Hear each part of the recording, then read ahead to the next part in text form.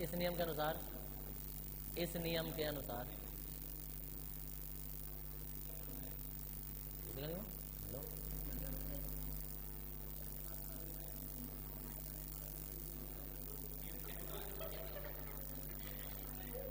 अरे इस नियम के अनुसार प्रत्येक स्वतंत्रता की कोटि, कॉमन वर्ड को लिखेंगे, प्रत्येक स्वतंत्रता की कोटि, प्रत्येक स्वतंत्रता की कोटि, प्रत्येक स्वतंत्रता कोटि क्या हो गया, प्रत्येक स्वतंत्रता कोटि समान होती है, सॉरी, स्वतंत्र कोटि की ऊर्जा समान होती है, प्रत्येक स्वतंत्रता की कोटि की ऊर्जा समान होती है, और की ऊर्जा समान होती है, और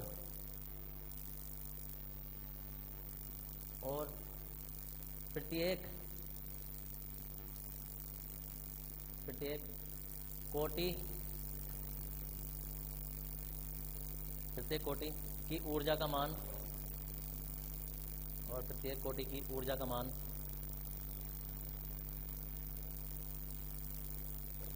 1/2 kT होता है, kT होता है, अभी नियम ही चल रहा है ये, kT होता है जहां K बोल्टजमैन नियतांक है, जहां K बोल्टजमैन नियतांक है,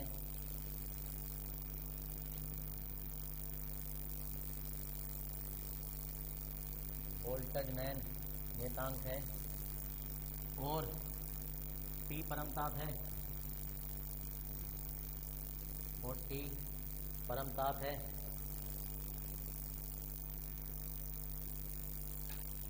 अब देखो इधर,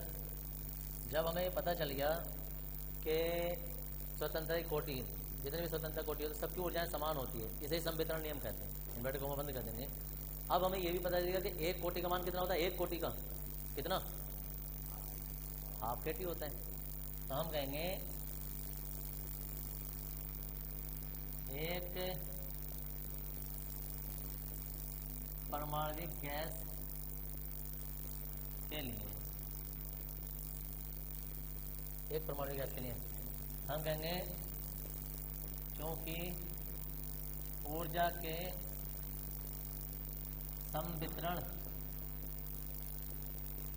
नियम से एक कोटि की ऊर्जा कितनी होती है, हाफ kT होती है, इसलिए एक परमाणविक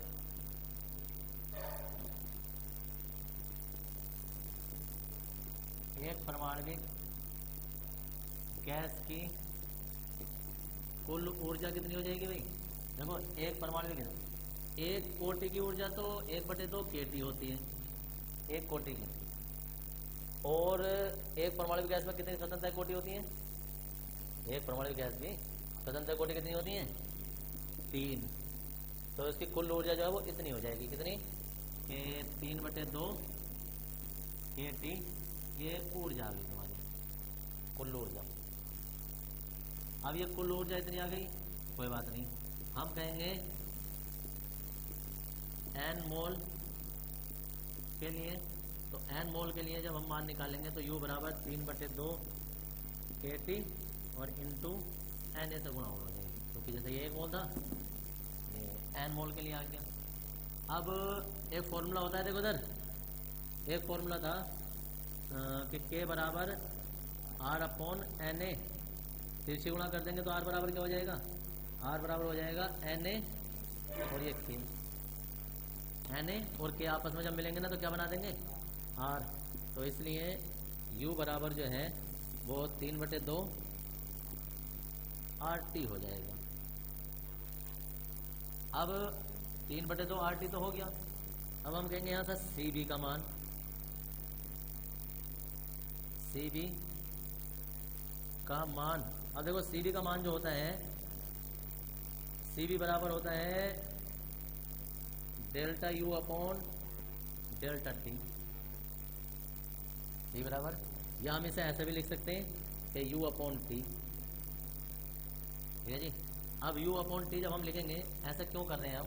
ऐसा कर रहे हैं कि यहाँ डी करेंगे ना तो यहाँ भी डी कर देंगे। जैसे यहाँ डी यू करेंगे या डेल्टा करेंगे तो डेल्टा ये हो जाएगा तो डेल्टा टी हो जाएगा। तो ऐसे ही हम इसकी जगह डायरेक्ट मान लगा देंगे सी बी बराबर, अरे नियत तो क्या होता है, बी का मतलब क्या होता है, चाहे तो तुम यहाँ बी लिख दो, और अगर तुम यहाँ बी नहीं लिख सकते ना तो कोमा लगा के नियत आयतन पर।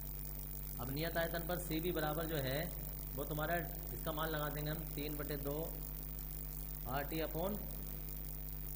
टी, इससे कैंसिल हो गया। तो सी बी बराबर जो है ना वो 3/2 आर आ जाएगा। अभी एक प्रमाणिक के लिए चल रहा है, इतना आ गया। जब इतना सी बी का मान आ गया तो अब हम कहेंगे मेयर के फॉर्मूले से, सूत्र से क्या होता है, C P minus C B बराबर आर, इसे उधर ले जाओ तो सी पी बराबर ये सी बी प्लस आर, भी उधर चला जाएगा नहीं, इसकी वैल्यू आ गई अभी 3/2 आर प्लस आर, 2 1 2 और 3 5 r/2। समझ आया क्या हुआ है, फिर से गुणा करके हमने यहाँ आर कॉमन ले लो इसमें से तो 1 हो जाएगा, यहाँ 2 1 2 और 3 5/2। अब क्वेश्चन कैसा आता है, क्वेश्चन आता है एक परमाणविक गैस के लिए, एक परमाणविक गैस के लिए सी बी का मान कितना होता है और सी पी का मान कितना होता है, ये निकालना होता है। अब साथ में एक और फॉर्मूला होता है गामा, गामा बराबर होता है C P upon C B. C P की वैल्यू कितनी आई है 5r/2, और यहाँ कितनी है 3r/2, 2 से 2 कैंसिल हो गया, ये r से r कैंसिल हो गया। तो गामा बराबर एक परमाणु के लिए आई है 5/3, 3 1 3 और 3 6 है। एक परमाणु गैस के लिए क्या क्या मान आ गए सोचो, ऊर्जा अलग आ गई, एक परमाणु गैस में ऊर्जा अलग आ गई, सीबी का मान अलग आ गया, सीपी का मान अलग आ गया, गामा का मान अलग आ गया। इतना करने के बाद में ऐसे हम डालेंगे द्विपरमाणविक के लिए,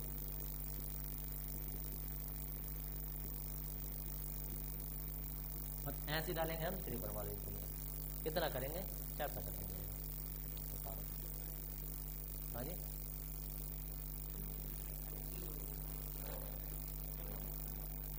ये बेचारा। अब देखो सर द्विपरमाणविक में क्या है, अरे अब द्विपरमाणविक कितनी होती है स्वतंत्रता कोटि, द्विपरमाणविक में स्वतंत्रता कोटि होती है 5, यानी कि हो गई यहाँ 5, मतलब कि 3 की जगह हो जाएगा 5, और जी ये हो गया 5, और जी ये हो गया 5, और ये हो गया 5। जब ये हो गया 5 तो यहाँ 5 जब इसमें जोड़ेंगे तो ये हो जाएगा 7, और जब ये 7 हो जाएगा तो यहाँ 7 और ये 5, 7 और ये 5, 5 1 5, 2 बचेगा कितना 5 तो 20, और इसके बाद हेडिंग डाल देंगे त्रिपरमाणविक। कोई ये कहे कि इसमें तो 7 भी लिखवाई थी तो 7 विशेष स्थिति थी, अगर जो तुम्हें करना होगा तो उच्च ताप के लिए कर सकते हैं कि अति उच्च ताप पर 5 की जगह 7 कर दोगे तो हो जाएगा। ना वो नहीं कहेगा, अति उच्च ताप पर बोलेगा तो तुम्हें करना पड़ेगा फिर कि अति उच्च ताप पर द्विपरमाणविक की स्वतंत्रता कोटि कितनी होती है, कुल ऊर्जा कितनी होती है। क्वेश्चन 6-7 तरीके से आ जाएगा, ऊर्जा अलग पूछ सकता है तुमसे, सीबी का मान, सीपी का मान, गामा का मान, किसी का मान भी पूछ सकते हैं। उतारो इस बात के अंदर आकर रहे। चलो जी, तो आ जाओ यहाँ त्रिपरमाणविक पे। देखो इधर त्रिपरमाणविक में कितनी होती है स्वतंत्रता कोटि 6, तो यहाँ 6 जब काटेगा तो 3 हो जाएगा, जब 3 हो जाएगा तो यहाँ 3 हो जाएगा, 3 हो जाएगा जी 3, और जब यहाँ 3 लगाओगे तो यहाँ आ जाएगा, देखो सीपी का मान आ जाएगा 4r, और 4r जब आ जाएगा तो अब हमें यहाँ मान भी लगाना है, तो ऊपर तो आ जाएगा 4r आ जाएगा और नीचे आ जाएगा 3r, और 4/3 आ जाएगा यहाँ आंसर, और 4/3 को जब डिवाइड कर दें तो 1.33 आता है। इतना करना होता है, सीधा चैप्टर खत्म। कल नया जब टेस्ट करेंगे, एक दो क्वेश्चन है इसके।